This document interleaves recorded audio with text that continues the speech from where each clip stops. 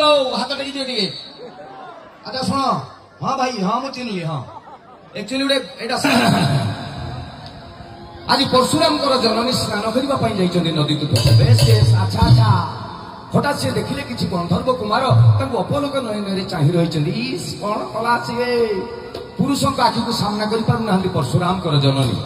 त्रस्त ही पड़ती सी एमतीका एक परिस्थिति को लक्ष्य करी देखिले घसी कहले जाल भेंडी कहले नाल ग्राउंड फ्लोर कहले तल आउ कवि कहले नायक निर्मल लिखिले पदे कौन लिखिले